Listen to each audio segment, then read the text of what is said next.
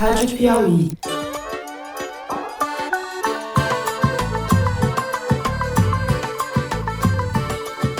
Olá, sejam muito bem-vindos ao Foro de Teresina, o podcast de política da revista Piauí. Esqueçam aquilo que a gente chamava de área de risco, do centro do estado, dentro da serra, dentro dos vales, na Grande Porto Alegre, em partes do oeste, todas as áreas são áreas de risco. Eu, Fernando de Barros e Silva, da minha casa em São Paulo, tenho o prazer de conversar com os meus amigos no Estúdio Rastro, no Rio de Janeiro, Ana Clara Costa. Olá, bem-vinda, Ana. Oi, Fernando, bom estar aqui com vocês hoje. Tudo isso vem sendo mostrado pelos cientistas há bastante tempo. Nós teríamos que estar nos preparando, pelo menos para minorar os efeitos negativos dessas tragédias todas. Celso Rocha de Barros, diga lá, Celso. Olá, Fernando, estamos aí. Não sei o que vai ser de nós, não sei. Muito sofrimento. Claro que não sou só eu, é o Rio Grande do Sul inteiro, não é só eu. Mas tá difícil. E hoje, novamente com a gente, o repórter de Ciência e Meio Ambiente da Piauí, nosso convidado, Bernardo Esteves. Fala, Bernardo. Alô, Fernando. Vamos então, sem mais delongas, para os assuntos, ou melhor, o assunto do programa de hoje. O que estamos vendo no Rio Grande do Sul nos últimos dias é uma tragédia climática sem precedentes no país, pela magnitude das chuvas, pela extensão dos estragos, pelos efeitos que vão se superpondo uns aos outros, num quadro que é de calamidade pública e de colapso de muitas cidades. Mais de 400 municípios, entre os 497 do estado, foram atingidos pelas águas. Os temporais que começaram no dia 27 de abril provocaram até agora, no momento em que gravamos o programa, 107 mortes. Há ainda pelo menos 136 pessoas desaparecidas. Calcula-se que em torno de 1.500.000 pessoas já foram afetadas diretamente pela catástrofe. As imagens chocantes de bairros inteiros de Porto Alegre submersos, do aeroporto Salgado Filho completamente inundado, de pessoas ilhadas em casas e apartamentos, sem mantimentos, sem luz, sem água potável, de animais e de pessoas no telhado de casas, tudo isso parece fazer parte de um filme distópico, mas é a realidade, ou a nova realidade que os governantes, que empresas e empresários e que muitos de nós, sociedade civil, é preciso dizer, negligenciamos muito além do que seria aceitável negligenciar. A conta agora chegou. O programa de hoje será inteiramente dedicado à tragédia que se abateu sobre o Rio Grande do Sul. No primeiro bloco, a gente vai tratar das questões que levaram a essa situação, das omissões ou ações inconsequentes que facilitaram ou agravaram os efeitos da tragédia. Cientistas e estudiosos do clima alertaram há mais de uma década que haveria eventos climáticos extremos relacionados à chuva na região sul do Brasil e que, portanto, era preciso se preparar para isso. O governador Eduardo Leite, no entanto, afrouxou inúmeras normas do Código Ambiental do Estado em seu primeiro ano de mandato. Fez isso em linha com o que fazia o moleque da boiada, Ricardo Salles, um dos maiores responsáveis pelo desmonte da política ambiental brasileira. No segundo bloco, a gente segue falando de política. O presidente Lula já foi 2 vezes ao Estado desde o início da tragédia. A segunda delas com uma comitiva de mais de 70 pessoas, entre as quais os presidentes da Câmara e do Senado e o ministro Edson Fachin, do Supremo. O presidente anunciou um pacto nacional pela reconstrução do Estado e defendeu a flexibilização no controle dos gastos públicos para socorrer o Rio Grande do Sul. Lula disse ainda que a tragédia é um aviso para o mundo. Se a rede de solidariedade que se formou no país, em diversos níveis, representou um alento numa hora tão delicada, há, por outro lado, uma enxurrada de notícias falsas que vem inundando as redes sociais, tentando desviar as atenções do que importa e sabotando as iniciativas para salvar as pessoas. Isso, ou seja, o bolsonarismo em ação, também faz parte das emergências com que temos que lidar. Por fim, no terceiro bloco, a gente vai tratar dos planos de reconstrução do Estado e dos problemas econômicos decorrentes da tragédia. Há questões mais imediatas, como o comprometimento da produção de arroz, pela qual o Rio Grande é o maior responsável do país, até questões estruturais, de médio e longo prazo, que envolvem a redefinição das áreas de risco, o deslocamento de bairros ou de cidades inteiras como uma necessidade incontornável. É possível que a gente misture um pouco os blocos do programa, porque o assunto é imenso e não cabe em compartimentações rígidas. É isso, vem com a gente.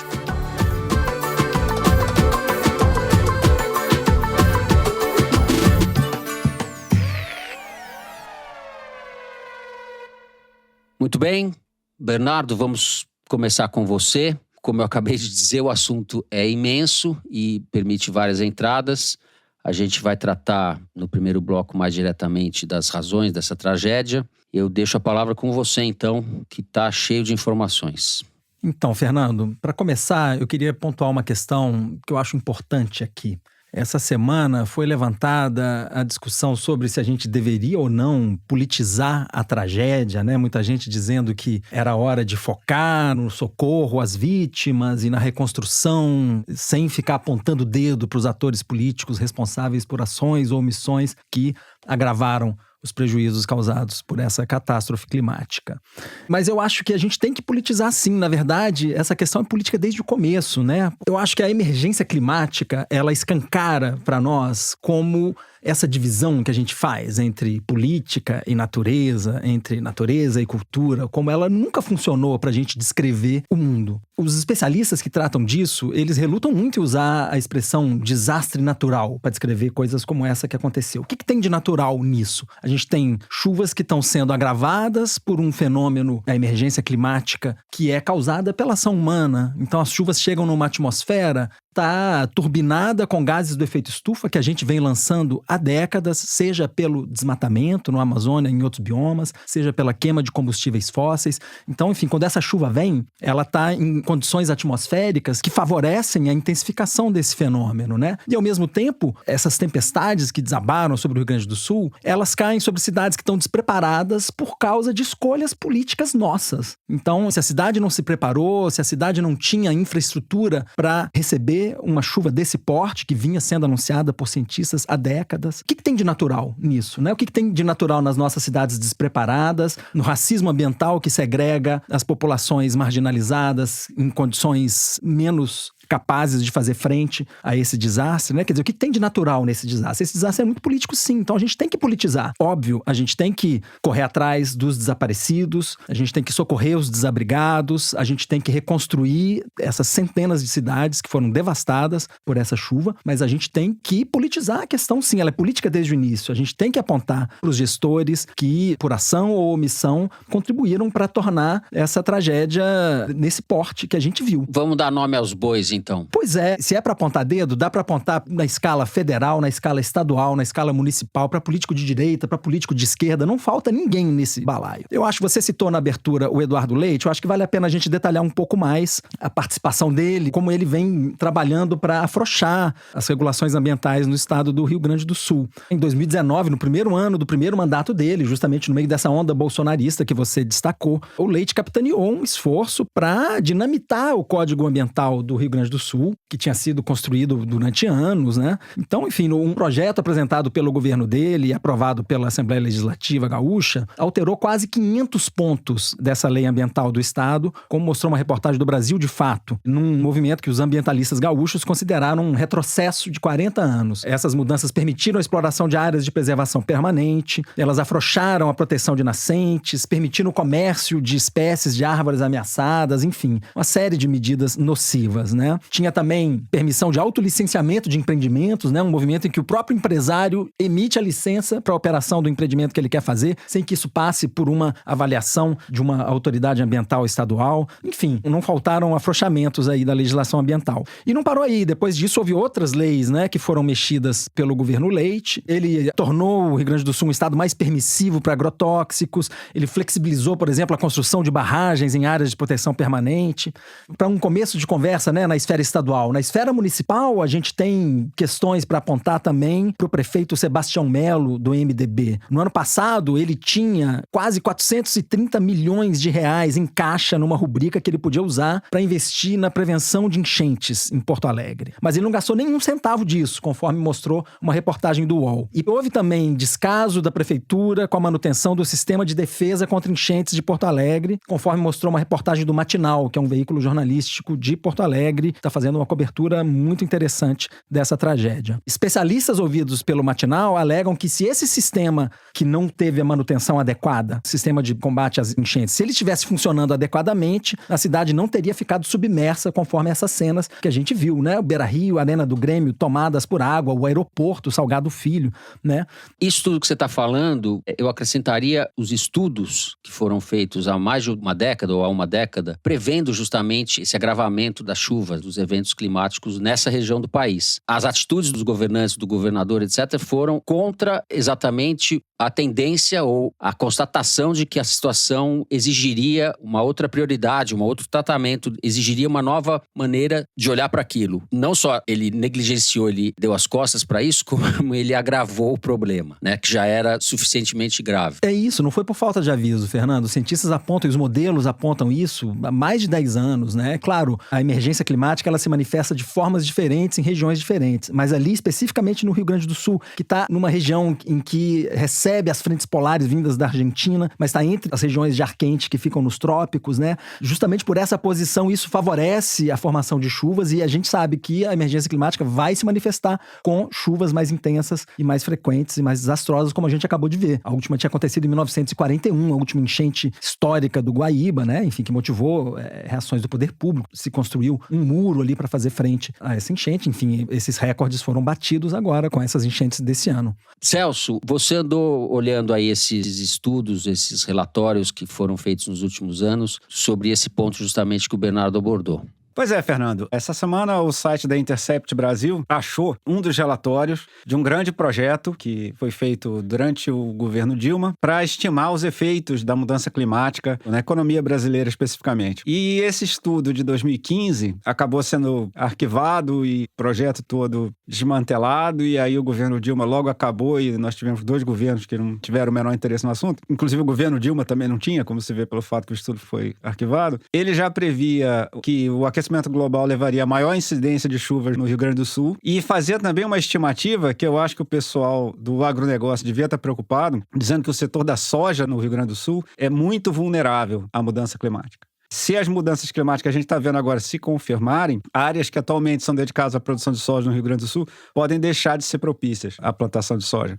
O que leva a gente, inclusive, a refletir sobre uma questão que não é só uma questão do agronegócio ter muito poder. O agronegócio tem poder, mas não tem uma visão, né? Não tem um projeto de longo prazo para o país. Porque o agronegócio é o setor mais vulnerável à mudança climática. Uma indústria pode mudar de cidade sem maior problema, assim, mas você não consegue sair levando soja para plantar em qualquer lugar. Então, esse tipo de imaturidade política, esse tipo de... Burrice, enfim, né? Pois é. Essa imbecilidade atroz desse bando de palhaço vagabundo.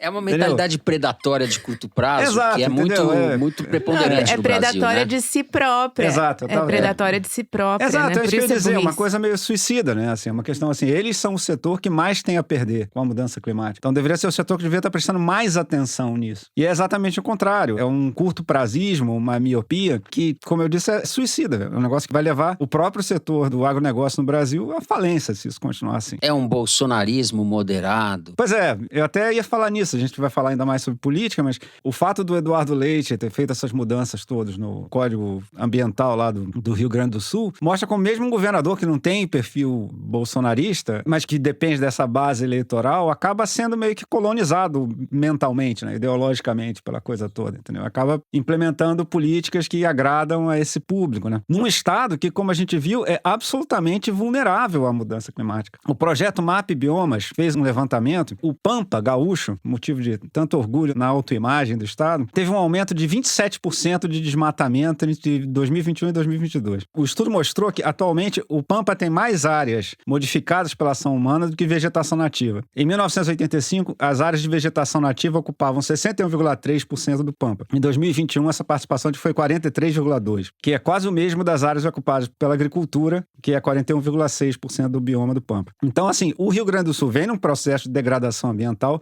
bastante acelerado nas últimas décadas e é um estado muito vulnerável a isso. Segundo a agência pública, os dados do Adapta Brasil, plataforma do Ministério de Ciência e Tecnologia, que avalia os riscos dos municípios à mudança climática, né, chegou à conclusão que 41% das cidades do Rio Grande do Sul têm capacidade adaptativa baixa diante do aquecimento global. É um estado que tem muito a perder com o aquecimento global, entendeu? E é absolutamente notável, como se você pegar a direção que o debate político no Rio Grande do Sul tomou nos últimos anos, é um absoluto estado de negação a esse respeito, entendeu? Assim, é uma absoluta fuga do problema. Ana, vamos com você agora voltar ao Eduardo Leite.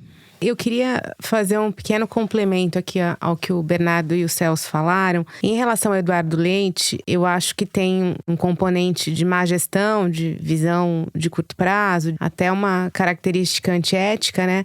Mas tem uma outra questão que, às vezes, ele mente de fato, né? Em relação às enchentes que aconteceram no ano passado, em setembro de 2023, foi até meio constrangedor, porque, obviamente, elas não foram tão graves como essa, mas muitas cidades ficaram debaixo d'água. E ele, para se proteger, afirmou que não havia sido alertado de que elas seriam tão fortes. E aí os órgãos públicos, tanto federais quanto do próprio estado, tiveram que vir a público dizer que eles avisaram sim que haveria uma quantidade muito acima da média de chuvas para que o governo se preparasse. O governo não fez nada. Então, acho que é uma coisa que vale ponderar sobre o Eduardo Leite. Uma outra coisa também em relação a essa gestão local, eu queria falar sobre o vice-prefeito de Porto Alegre, o Ricardo Gomes, do PL. Ele apareceu em vários vídeos nesses últimos dias, participando de resgates e tal, usando um boné da Brasil Paralelo, uma produtora de conteúdo que inclusive é gaúcha e que produz conteúdos negacionistas sobre várias coisas, entre elas a questão ambiental. E ele é um apresentador dessa produtora, ele tem um programa lá.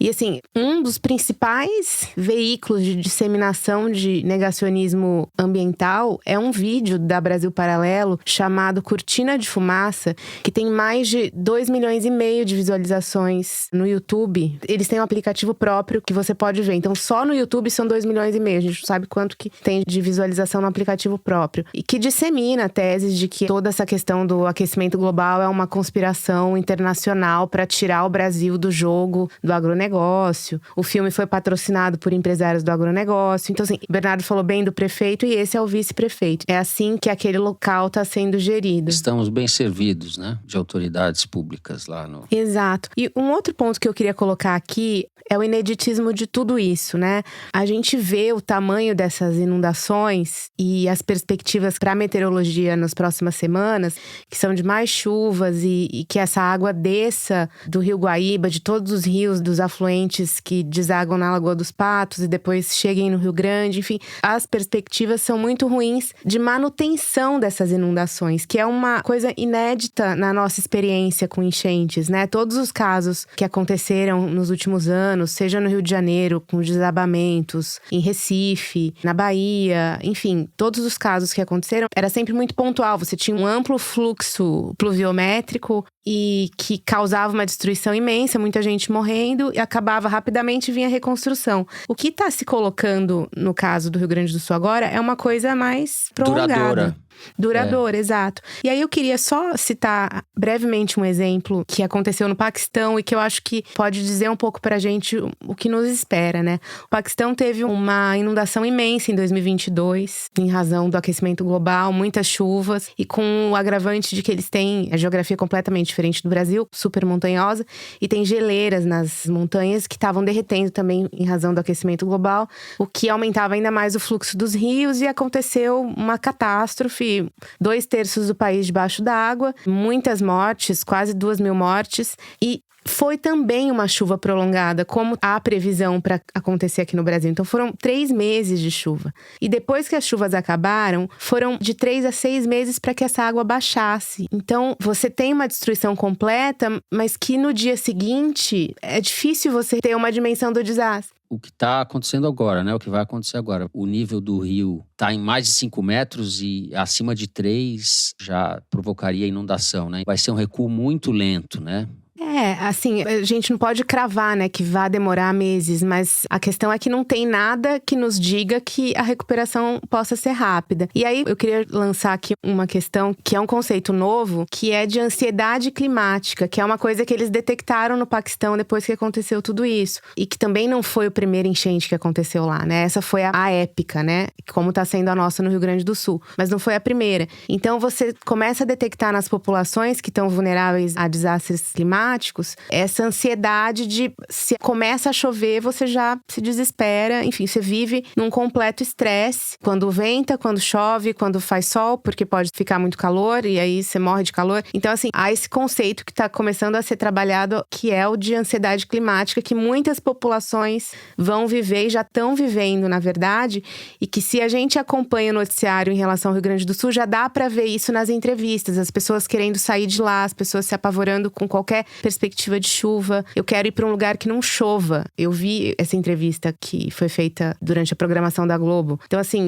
eu quero mudar daqui para ir para um lugar que não chova. Então, você vê claramente um estresse completo ali da população que pode ter um impacto importante. E são coisas que a gente tem que começar a tratar, né? A questão do refugiado climático, como era a questão do racismo ambiental, agora a ansiedade climática, enfim, tem acho que muita coisa nova que as políticas públicas teriam que contemplar a partir de agora. Perfeito. Eu acho, Bernardo, que você corretamente começou o programa falando da necessidade de se politizar esse assunto. Mas a minha impressão é que, além do combate aos negacionistas e aqueles que não são propriamente negacionistas, mas que se beneficiam dessa situação, o imediatismo do agro, né, esse setor preponderante ou numeroso do agro que, em nome de interesses imediatos, entra nessa onda predatória, predação do ambiente. Além disso, eu acho que falta aos que não são negacionistas e os que pensam como nós pensamos, né? Os que acreditam na coisa da ciência e na prioridade dessas coisas, da questão da emergência climática, ações mais concretas. A esquerda, os progressistas em geral, parecem estar acordando um pouco tarde e de maneira insuficiente para esse drama, não parece? A verdade, Fernando, é que os gestores estão com a cabeça do tempo pré-emergência climática, né? Assim, ninguém entronizou ainda que a gente precisa fazer políticas públicas para essa realidade que está aí, que a gente está vendo, né? Assim, tomou na cara, né, essa chuva catastrófica no Rio Grande do Sul. Eu estava conversando ontem com o Márcio Astrini, um ambientalista que é o secretário executivo do Observatório do Clima. E ele veio dizer que, claro, agora, né, assim, quem está nos holofotes agora, né, é o Eduardo Leite, é o Sebastião Melo, né, governador do Rio Grande do Sul, prefeito de Porto Alegre. Mas ele veio dizer que não tem um governador, um prefeito de capital que, se tivesse na mesma situação, teria feito o seu dever de casa, teria boas credenciais para mostrar nesse momento, os de direita, os de esquerda, né? Não é o caso de passar pano para esses gestores. E, inclusive, a turma da Malu Gaspar, que os ouvintes das antigas vão se lembrar, foi atrás dos programas de governo do Sebastião Melo e do Eduardo Leite e acharam que não tinha nenhuma menção específica, ações de prevenção a esse tipo de desastre, a esse tipo de evento extremo. E eu acho que se a gente fosse olhar os programas de governo de outros governadores eleitos, de outros prefeitos eleitos, a gente não encontraria nada muito melhor, né? Então a ficha que falta cair é essa. Os gestores estão governando nesse mundo em que esses desastres estão aí. Não é para amanhã, não é para depois de amanhã, é agora, né? E o que esse exemplo mostra é que se você afrouxa as proteções ambientais, se você não se prepara para esse mundo de eventos extremos, a conta chega logo e os gaúchos estão experimentando isso do pior jeito possível. Bom, a gente vai encerrar o primeiro bloco do programa, vamos para um rápido intervalo. No segundo bloco a gente vai continuar falando de política a partir das visitas do Lula ao Estado, do anúncio das medidas do governo federal para minimizar e combater essa tragédia. Já voltamos.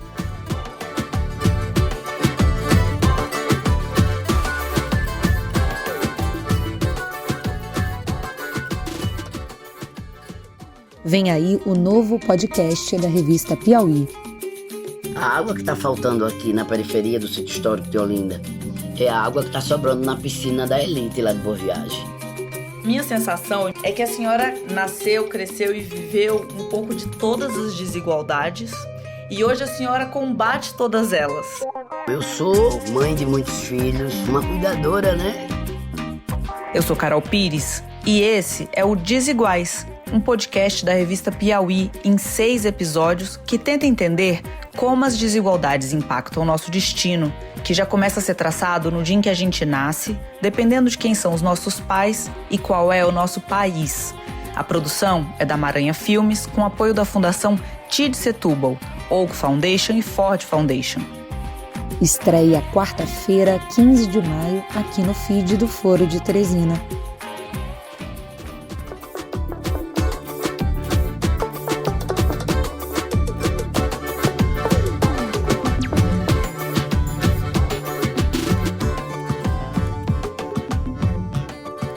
Muito bem, estamos de volta. Celso, vamos começar com você. A gente conversava aí nos últimos dias para montar a pauta do programa e você falou uma coisa interessante quando a gente falou das atitudes do Lula. Você falou, não está fazendo mais do que obrigação. Você falou, é o mínimo que pode fazer. Mas o mínimo no Brasil de hoje, ou no Brasil dos últimos anos, já é quase um fator para ser comemorado ou pelo menos salientado. Vamos começar falando da atuação do Lula e o que você pensa disso. Pois é, Fernando, é isso. O Lula fez o certo, ele foi para o Rio Grande do Sul, ele tomou uma iniciativa que eu gostei, que foi levar o Arthur Lira e o Pacheco com ele, dando bem uma imagem de que o Brasil como um todo, né, as instituições como um todo, estão trabalhando nisso, uma imagem de união nacional, né, para a reconstrução do Rio Grande do Sul. Eu acho que é o que deveria ser feito mesmo. Agora, é o que você disse, a gente está comemorando o óbvio, né, porque era óbvio que tinha que fazer isso. Mas a gente está comemorando o óbvio porque a gente ficou sem o óbvio durante muito tempo, certo? O que aconteceu essa semana era impensável na época que o Bolsonaro era presidente. O Bolsonaro tentou sabotar o esforço de vacinação do governo de São Paulo. Só do governo ter mobilizado instituições para favorecer isso já é um sinal de que assim, o Brasil vai retornando um pouco a uma certa normalidade, né? A gente já pode ir normalizando nossas expectativas, né? Mas por enquanto a gente acha isso muito bom, né? Porque a gente ficou muito tempo sem isso. Eu acho, inclusive, que aquilo que o Bernardo falou, que nem a esquerda nem a direita dão a devida atenção a isso, ele tem toda a razão, não dão. E se você pegar, por exemplo, os projetos do PAC, por exemplo, que o governo apresentou, muita coisa ainda é velha economia, muita coisa ainda é pensando como se estivesse apresentando um projeto de desenvolvimento de 30 anos atrás. Eu falei isso com algumas pessoas do governo, eles retrucaram, não, mas já tem um pouco de focalizar gasto em áreas de maior vulnerabilidade, no Ministério da Fazenda já tem a proposta de transição para uma economia de energia limpa, etc. Mas isso, obviamente, é um negócio que ainda está bastante incipiente. A gente pode lembrar que ano passado a equipe econômica apresentou o projeto do mercado de bônus de carbono e o agronegócio conseguiu ficar fora daquilo. Entendeu? Você vê que são iniciativas ainda pequenas e que ainda esbarram quando chega no Congresso, quando chega no sistema político. O pessoal que ganha dinheiro aquecendo o planeta barra essas propostas, né? Agora, eu devo dizer, assim, só em nome da justiça, enfim, histórica, que pelo menos em governos como o atual, tem uma ilha de ambientalistas, certo? Tem alguém que está lutando por isso. Isso já existiu na centro-direita. Se você pegar o PSDB velho, por exemplo, você tinha o Fábio Feldman, que era um ambientalista que atuava no PSDB, né? E que teve uma atuação muito importante. Então, assim, esse assunto nem sempre foi monopólio da esquerda, entendeu? Mas com a exceção do bolsonarismo, virou monopólio da esquerda. Não tem muito como evitar isso. Não tem como a gente... Seria excesso de dois ladismos, você dizer que, enfim, tá no mesmo estado o debate dos dois lados, né? E eu tô falando isso não para puxar o saco do governo, mas para ver se a direita toma vergonha na cara e volta a ouvir gente que defende a prisão do Ricardo Salles, né? Como todo brasileiro de bem. Então, assim, é o que você disse. Eu acho que assim, as nossas expectativas eram muito baixas, assim, depois de 4 anos de Bolsonaro. O Lula até agora tem conseguido satisfazê-las. Feita essa consideração, eu acho que, assim, não há dúvida nenhuma de que o governo precisa acelerar muito suas iniciativas ambientais. Entendeu? A gente tem, por exemplo, a questão da autoridade climática, que foi uma reivindicação da Marina para apoiar o Lula. Um órgão do governo que articularia as diversas iniciativas do governo para que o governo inteiro fosse voltado de formas diferentes, em assuntos diferentes, para a conversão da economia brasileira em uma economia sustentável, né? A autoridade climática ainda não foi criada. O que eu ouço de gente do governo é que há muita resistência dentro do governo e no Congresso à criação da autoridade climática, em qualquer versão em que ela tenha poder de verdade, entendeu? No governo, eles ainda estão debatendo qual vai ser o melhor modelo. Por exemplo, a Dinamarca tem planos anuais de combate ao aquecimento global, entendeu? Isso é debatido no Congresso, é avaliado periodicamente. No governo estão pensando ainda como é que vão fazer isso, se vai ser uma autoridade, se vai ser uma comissão. A grande questão é qual o poder que ela vai ter, né? E atualmente o poder dela parece tão baixo que ainda nem fizeram nada, né? Então, eu espero que esse choque agora, desses acontecimentos no Sul, pelo menos destrave essas conversas, né? Dentro e fora do governo. Ana, sobre isso, sobre a autoridade climática, você andou apurando coisas. Na verdade, eu queria só trazer um assunto antigo em relação a isso, que é no pós-eleição, ali, antes do Lula assumir, quando ele estava montando o governo, tinha toda essa incerteza em relação ao papel da Marina, né? Qual que seria? Porque ela ajudou muito na campanha, sobretudo no segundo turno, junto com a Simone Tebet, ali para tentar angariar apoio feminino e tudo mais, e dos ambientalistas. E aí, quando chega na montagem do governo, o PT, o Lula, todo o pessoal que estava pilotando aquilo ali, eles não queriam a Marina no Ministério do Meio Ambiente. Em razão de indisposições do passado com ela, né? Inclusive o período que ela saiu do PT e tudo mais, por acharem que ela, embora representasse uma imagem muito forte nessa questão ambiental, sobretudo internacionalmente, ela não era uma gestora da forma como eles queriam que fosse. Tanto que ofereceram para Simone Tebet, o Ministério do Meio Ambiente, e sugeriram a Marina para ser autoridade climática. E a Marina não queria de jeito nenhum, porque ela já antevia que possivelmente essa autoridade climática não fosse ter autoridade nenhuma. E também não era um cargo ministerial e tal, e não tinha sido criado, e ela não queria. A própria Simone Tebet também não queria ser ministra do Meio Ambiente, porque sabia que a pessoa com mais bagagem para isso era a Marina, né? Então não aceitou, e aí no final o Lula se viu sem saída e convidou a Marina para assumir a pasta, mas assim, quem acompanhou de perto aquela época lembra que toda a situação foi meio constrangedora para a própria Marina, assim, que ficou meio que deixada por último. Eu só queria trazer esse contexto porque eu acho que ele ajuda a explicar um pouco da posição que ela tá hoje no governo, né?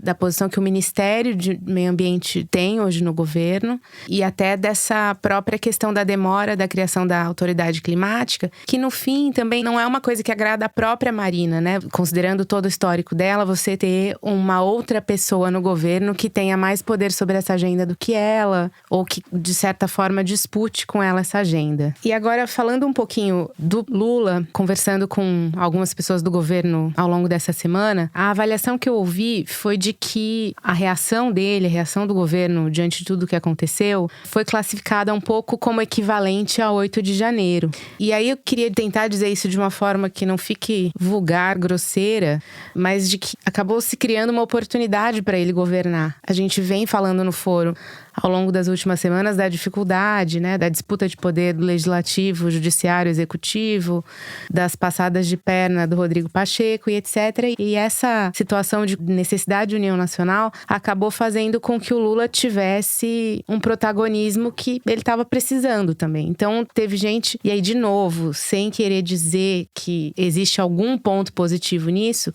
mas a avaliação foi que ele soube aproveitar o momento para de fato governar. Numa dessas fontes me ponderou um ponto específico que é até levar o ministro Fachin para o Rio Grande do Sul. O ministro Luiz Edson Fachin, do Supremo Tribunal Federal, que é gaúcho e que foi o algoz do Lula na época da Lava Jato, né? E ele levou o Fachin junto. Então, isso é uma demonstração, na verdade, que o Lula quer sublimar ali as diferenças e tentar criar um consenso ali, né? E o Lula vai ter um termômetro sobre até que ponto essa união nacional é fato na votação de vetos que está acontecendo hoje no Congresso enquanto a gente grava o foro. O Congresso vai votar vetos que são desse governo, inclusive do governo anterior, né? E vetos sobre questões que geram bastante divergência, como a da saidinha. É uma questão ainda do governo Bolsonaro, que eu não sei se vocês lembram, da gratuidade da bagagem em aeroportos.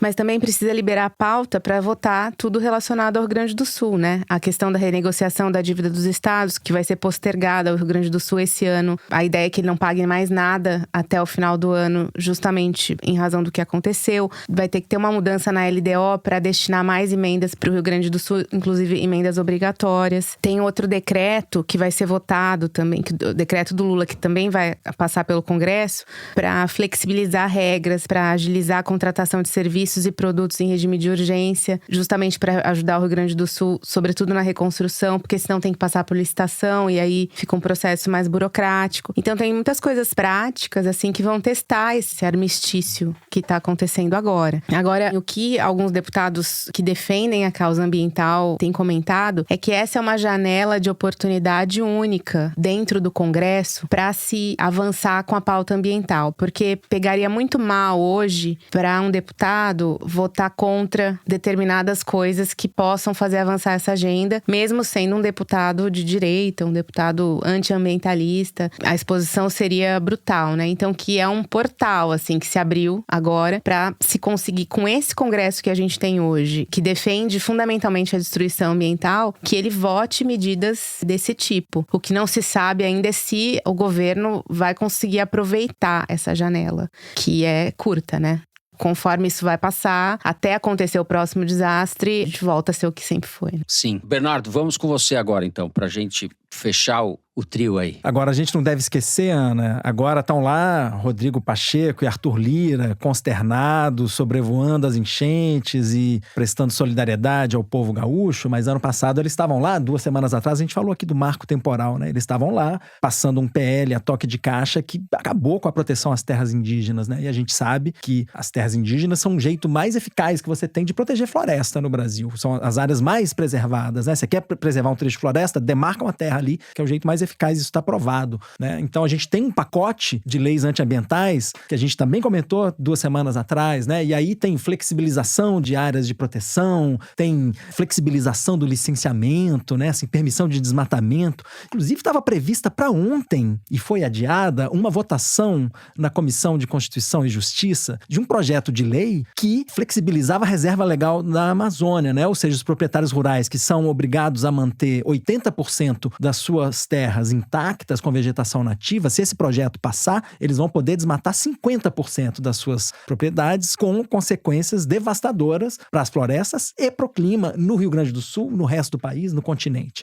Desculpa, não quero te interromper, mas o Márcio Bittar, que é o relator desse projeto, não é o mesmo que também chegou a propor o fim das reservas legais? Exatamente, junto com Flávio Bolsonaro. Ele, enfim, é autor de uma série de projetos de lei que são devastadores para o meio ambiente, e essa turma não consegue entender que é devastadora pro agronegócio. O prejuízo estimado pro agronegócio é de pelo menos R$500 bilhão, e isso contando apenas 19 municípios dentre as centenas que registraram decretos de emergência no Rio Grande do Sul. Essa votação na Comissão de Constituição e Justiça foi adiada ontem, né? Márcio Bittar meteu um atestado ali, supostamente, para dizer, olha, não vamos votar isso hoje. Agora, vamos ver, quando essas águas baixarem, essa turma vai voltar à carga, né? Será que esse projeto vai ser colocado em pauta de novo, né? Ou será que a gente vai aproveitar essa janela que você mencionou, né, Ana, para se enterrar de vez essa proposta que, se um projeto desse passa, acabou o clima no Brasil. Não tem um projeto também que teria impacto, acho que 50% do Pantanal, uma coisa dessa. É isso, não falta. Inclusive, tem projeto que vai ameaçar o próprio Pampa também. No pacote de maldades dos deputados, não falta isso, né? O cardápio é extenso. É. E você estava dizendo, Celso, sobre o ambientalismo ter virado uma causa de esquerda, mas assim, inclusive com suas exceções, né? Eu quero mencionar aqui um projeto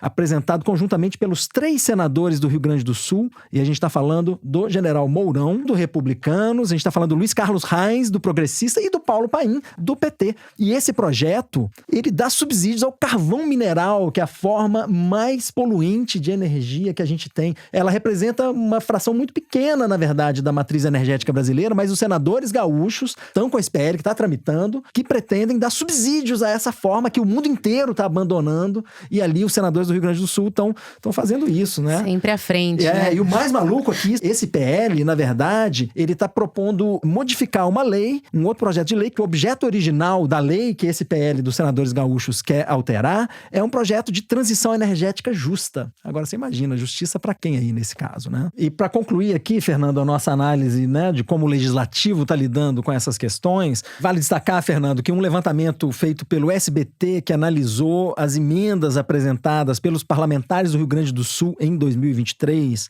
mostrou que apenas 3 deles destinaram recursos do orçamento da União para prevenção direta ou indireta dos desastres, né, climáticos.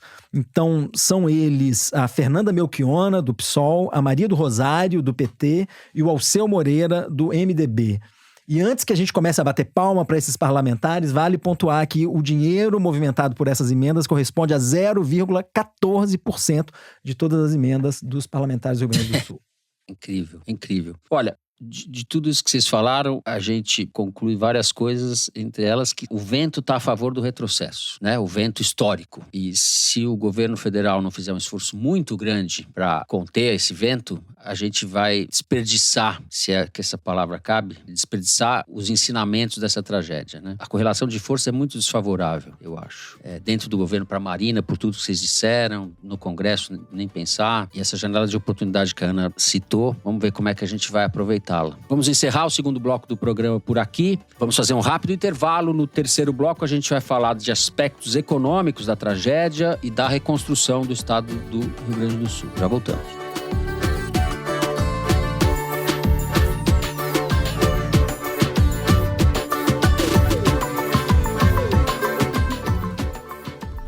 Quando a gente lança uma coisa no mundo, seja lá o que for, Um episódio de podcast, uma reportagem, um livro, uma pintura, um tweet, que seja. Quando a gente joga isso no mundo, é como se parte daquilo deixasse de ser nosso, né? Ou pelo menos só nosso. Porque se alguém tá lendo, ouvindo, interagindo com aquilo de alguma maneira, por mais que a gente tente, não tem como dominar totalmente o que vai surgir dali. A interpretação, a relação que outra pessoa vai ter com aquela obra, isso não dá pra controlar. No Rádio Novelo Apresenta dessa semana, eu, Bárbara Rubira, a Branca Viana e a Marília Cecília Carboni contamos 2 histórias de artistas que tentaram retomar o controle sobre a própria obra, de uma maneira um tanto radical. O episódio já está disponível em todas as plataformas de áudio e também no nosso site. Rádio Novelo Apresenta. Toda quinta-feira, histórias que você nem sabia que precisava ouvir.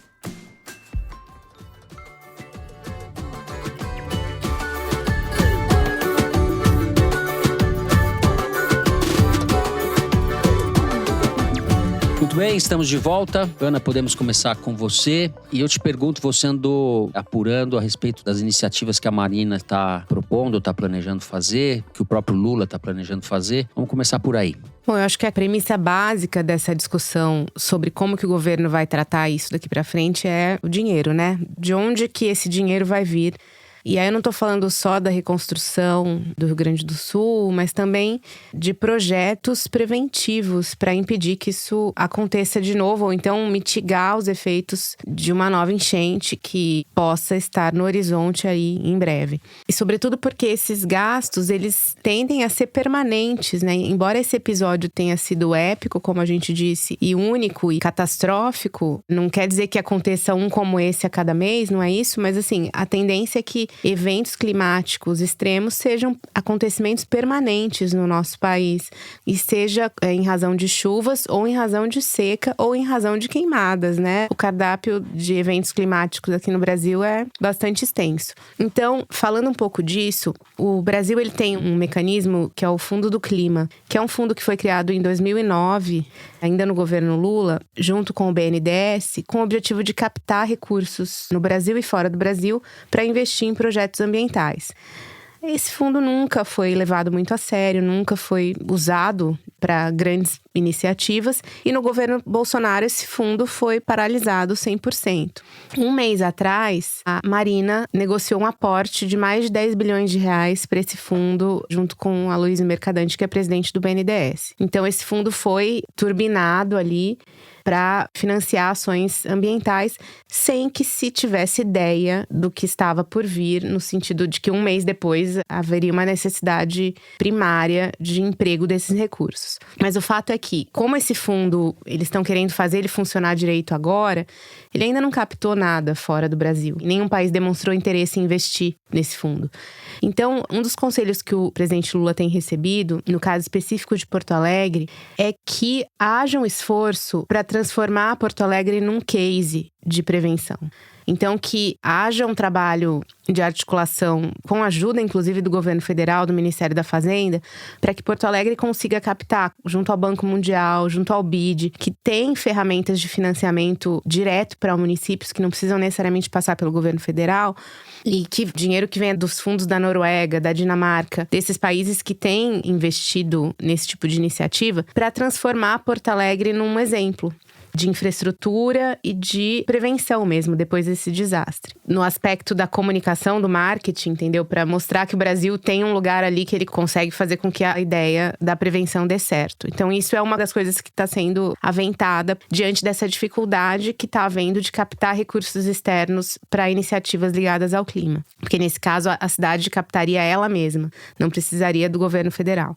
Quando eu falo de marketing, de comunicação, a ideia é que se faça uma campanha internacional de reconstrução de Porto Alegre. Assim, que haja uma campanha de visita a outros países. Vamos salvar Porto Alegre, entendeu? Isso está dentro do cardápio de coisa que eles estão pensando. E no caso do Ministério do Meio Ambiente, a ministra Marina também está trabalhando num plano de prevenção. A equipe dela detectou 2.000 municípios com maior risco de desastre climático, especificamente relacionado à água, no país inteiro. E está trabalhando num projeto de segurança climática, de prevenção para isso, com vários órgãos do governo agora. E, novamente, assim, esbarra na questão do financiamento, né? No sentido de que, dada a urgência desse plano, né? Até pela questão burocrática de como financiar isso, ela tem também pensado em alternativas de como bancar esse projeto. Uma das alternativas que tem sido discutida entre a equipe da Marina é a criação de uma lei de incentivo, a exemplo da Lei Rouanet, para projetos ligados a mudanças climáticas. Então, as empresas teriam isenção de imposto, a captação seria por meio dessa isenção de imposto das empresas, assim como funciona na Lei Rouanet. Outra alternativa que também tem sido discutida é o uso do Fundo de Defesa dos Direitos Difusos, que é um fundo que tem um escopo bem amplo e ninguém sabe bem direito o que é, e na verdade, quando a gente não sabe bem direito para que serve, é grande a chance de estar servindo para sacanagem, né? Então, a ideia também é tentar pegar parte desse fundo para que seja destinada permanentemente para projetos de defesa ambiental. E uma outra preocupação da Marina é a seguinte, né? A gente já falou isso no bloco anterior, sobre essa necessidade de reconstrução e de como isso vai ser feito em regime de urgência, de não ser necessariamente por licitação. Ela tem uma grande preocupação de um escândalo na pasta dela, porque parte desses recursos vão vir via Ministério do Meio Ambiente.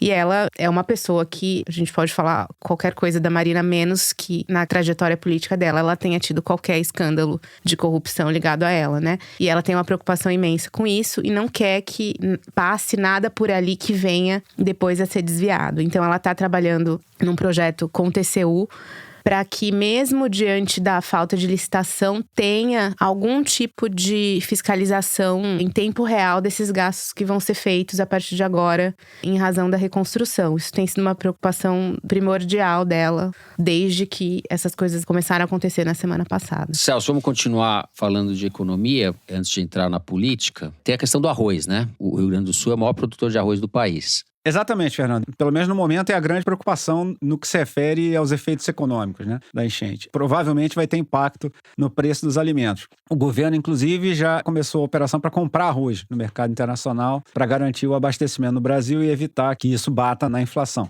Até pelo efeito que isso poderia ter, inclusive, nas decisões do Banco Central, etc. Agora, pelo menos no momento, se a gente for fazer um balanço das projeções econômicas disponíveis sobre o efeito da tragédia, ninguém até agora projetou um efeito muito grande sobre essas grandes variáveis nacionais, sobre o crescimento do PIB ou sobre o índice de inflação nacional até o final do ano. Em parte porque tem a expectativa de que a crise passe logo e as cadeias produtivas mais ou menos se recomponham mais ou menos rápido. Mas todas as projeções são unânimes em dizer o grau de incerteza ainda é muito grande. Inclusive porque vai depender de quão eficiente vai ser a reconstrução. Então, assim, se o Brasil agora começa a reconstruir o Rio Grande do Sul e a estrutura de transporte se restabelece rápido, naturalmente o efeito da tragédia vai ser bem menor. Mas se houver incompetência nisso, se houver desorganização entre as esferas, estadual, municipal, federal, enfim, aí obviamente a coisa toda pode ser retardada, porque é evidente que uma tragédia como essa não interfere apenas nos produtos que são produzidos naquela região, né? Assim, todas essas pessoas ficaram sem poder sair de casa. O grau de destruição patrimonial deve ser gigantesco.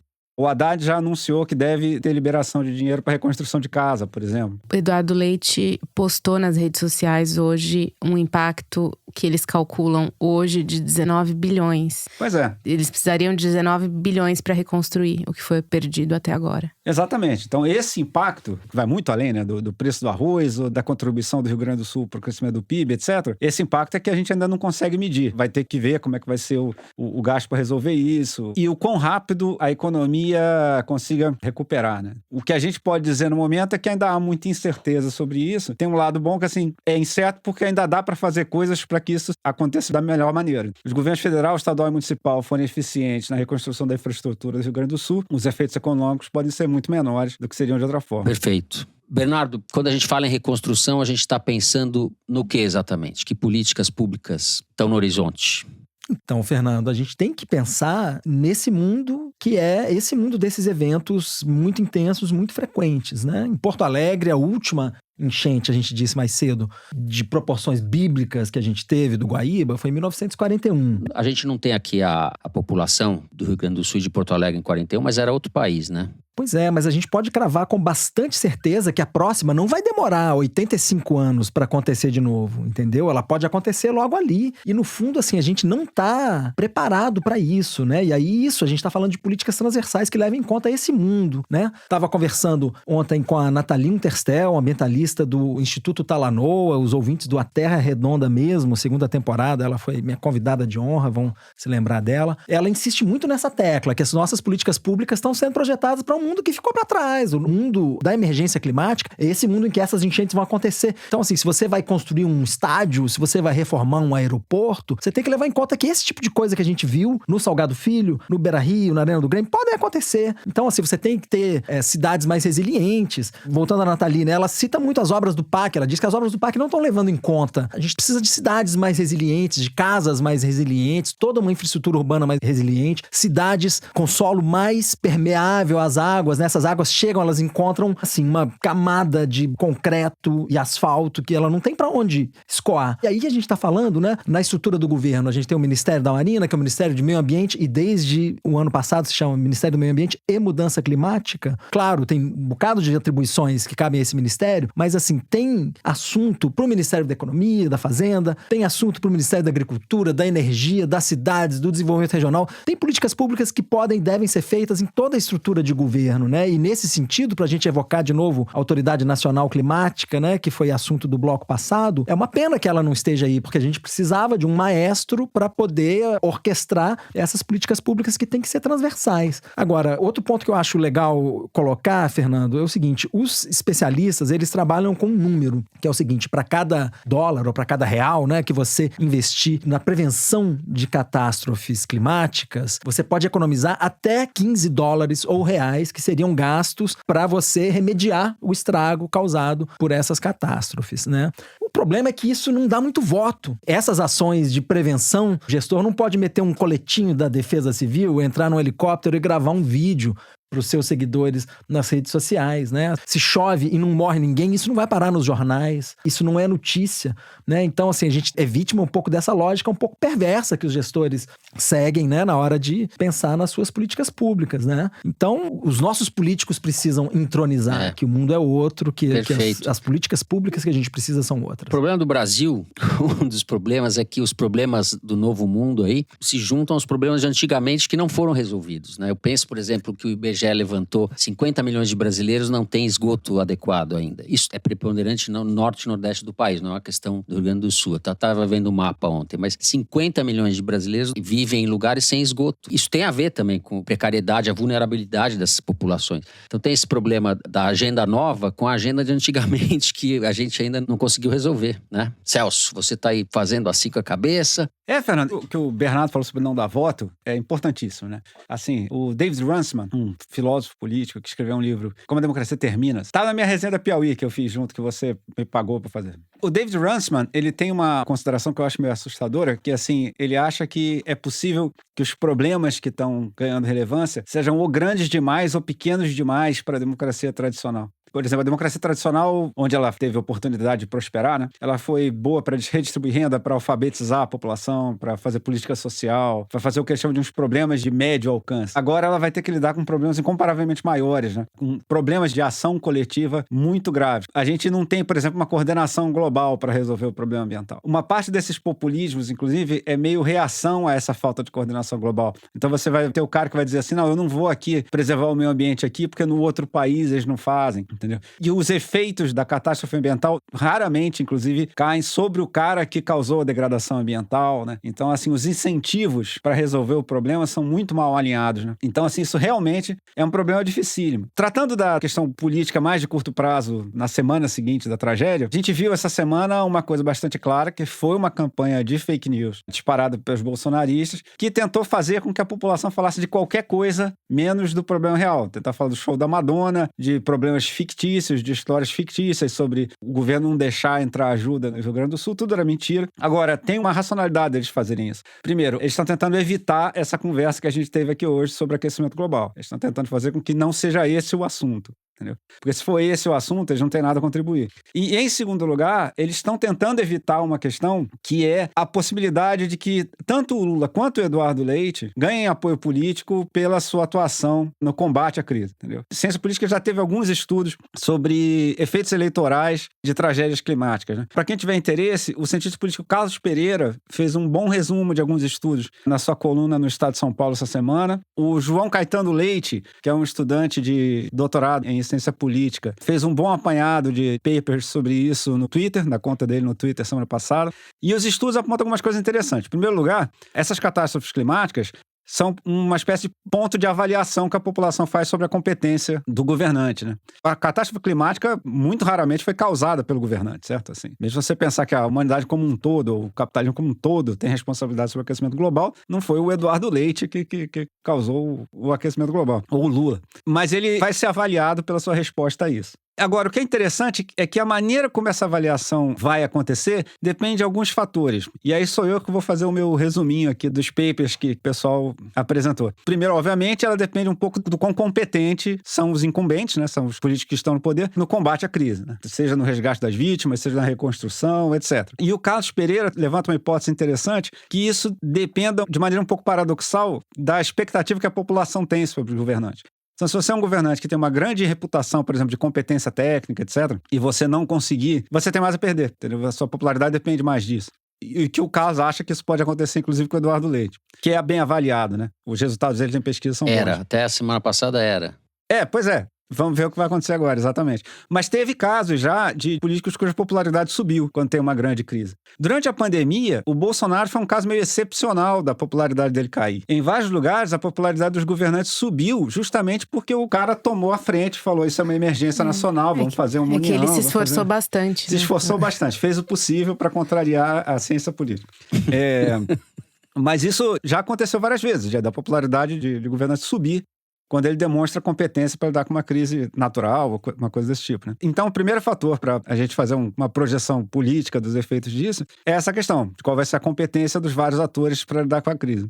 Mas o outro fator que influencia o desdobramento político de uma crise desse tipo, é em que estado está a política no momento da crise. O Carlos Pereira citou no artigo dele uma tese de doutorado a que eu não consegui acesso, de um cientista político chamado Matheus Cunha, argumenta que a recepção depende da polarização política. Então, se a política estiver muito polarizada, os defensores de quem está no governo vão aceitar qualquer explicação que ele dê para a catástrofe. Então, se ele disser, não, é porque essa enchente foi muito maior do que as outras, ou porque foi o governo federal que me sabotou, enfim, o pessoal já fica mais propenso a aceitar essa explicação. Ou, se esse pessoal polarizado estiver na oposição, não vai aceitar nenhuma explicação que o cara dê, mesmo que, enfim, como no caso atual, foi uma catástrofe completamente gigantesca, né? O pessoal não vai ser muito tolerante com o governante. E o que leva a uma questão interessante sobre o Eduardo Leite. Ele tenta se apresentar, como a gente estava falando, como um cara mais moderado, mas que também tem esse apoio da direita, né? O que ele vai fazer com o discurso dele, né, diante disso? Tentar fechar com os bolsonaristas nesse caso, mas aí fica meio difícil para ele manter aquela reputação anterior dele, de competência técnica, etc. Então eu acho que ele vai ter uma necessidade de redefinição de perfil, redefinição da maneira como ele se apresenta ao público, a gente vai ter que acompanhar. Agora, o que eu acho que a gente não pode dar de barato é que a reação política a isso vai ser positiva, de que todo mundo vai se tornar consciente da necessidade de combater o aquecimento global e de que, enfim, a gente agora vai automaticamente parar desse processo de retrocesso que a gente tinha vindo nos últimos anos, entendeu? Assim, é sempre possível que esse populismo reacionário que viceja pelo mundo consiga aproveitar essa oportunidade, entendeu?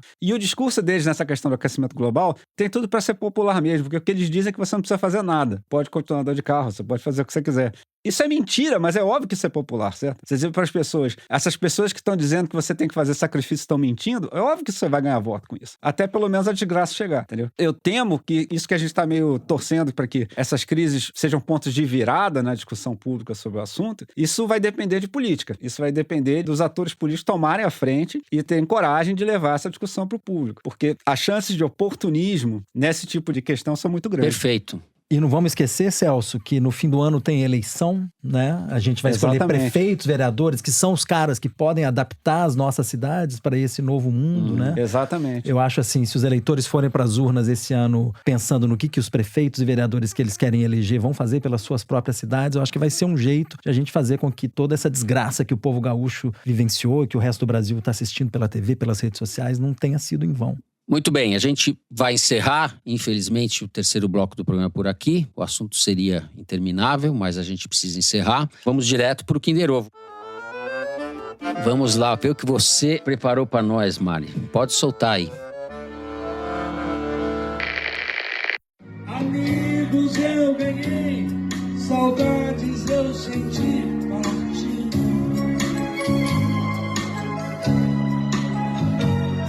E às vezes eu deixei você me ver chorar, sorrindo. Sei tudo que o amor é capaz de me dar. Eu sei, já sofri, mas não deixo de amar. Se chorei, se chorei. Música do Roberto Carlos. O importante é que emoção. Não tem ideia de quem seja, não dá pra ouvir direito. Puta merda. Quem canta é o ex-governador do Rio, ex-deputado federal, Antony Garotinho. Meu Deus do céu. Esse é um Kinder Ovo de presente da nossa colega de fora, a jornalista Malu Gaspar, mandou especialmente para vocês. Que mal. Porque ela acompanha de perto a rede toda da família Garotinho e ela pediu que eu mandasse para vocês. Malu Gaspar, a gente te pega, Malu Gaspar. Vem do nosso fracasso, retumbante. Bom, depois deste momento épico de Malu Gaspar, né? Dando as boas-vindas pro Celso, né? Celso ficou chateado, tá vendo? Não pegou o Garotinho. Pois é. Vamos então para o... E ainda tive que ouvir o Garotinho. Ainda teve que ouvir o Garotinho, exato. Pois é. Exato. Vamos então para o nosso Correio Elegante. Eu vou começar com o recado da Aline Capella.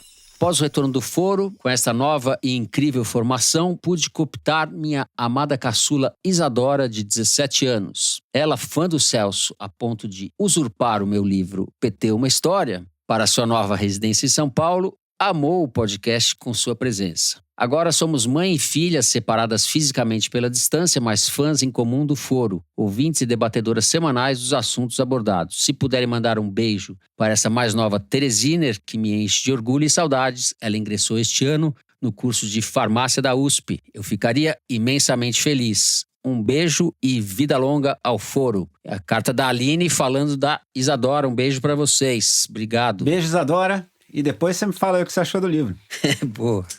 O André Brandão Sampaio nos escreveu: meu sogro, um finlandês nascido em Mogi das Cruzes, se tornou ouvinte assíduo do programa e divide seu tempo entre as atividades de médico alergista e imunologista, pesquisador clínico e atuante contra a disseminação de fake news em Sorocaba, interior de São Paulo, muitas vezes fundamentado pelas notícias do foro. Seu trabalho lhe rendeu o título de top recrutador mundial de pacientes para os estudos clínicos de vacinação e medicamentos contra a Covid-19, assim como lhe rendeu algumas discussões com vizinhos e amigos negacionistas.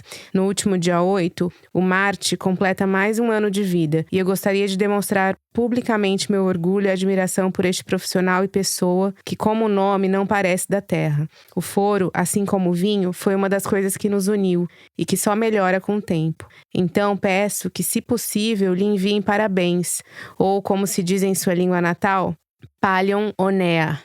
Falei direitinho, gente. Para esse exemplo de médico, colecionador de patos de borracha e carros velhos, amigo, pai e futuro vovô. Por último, mas não menos importante, nunca imaginei ter coragem de dizer isso, não ouçam a recomendação do Fernando do último episódio. Posso dizer como otorrino, sem cotonetes na orelha. Abraços. Obrigado por serem uma fonte tão agradável de informação. Muito boa. Que legal, André. André, muito obrigado. Aposentamos os cotonetes. André. Aposentamos os cotonetes. Muito obrigado, André. Cara, eu sou viciada em cotonetes. Se tirar isso da minha vida... eu não consigo sair de casa sem ter passado. Sim, exato. Sério, assim. É tipo escovar o dente, não tem a menor condição. O Eduardo Lima é um jovem colega de vocês que trabalha no Le Monde Diplomatique Brasil e nos escreveu assim: alguns sábados atrás, estava batendo papo com uma amiga quando parei no meio da frase porque avistei o Fernando fazendo Cooper na calçada oposta que eu estava.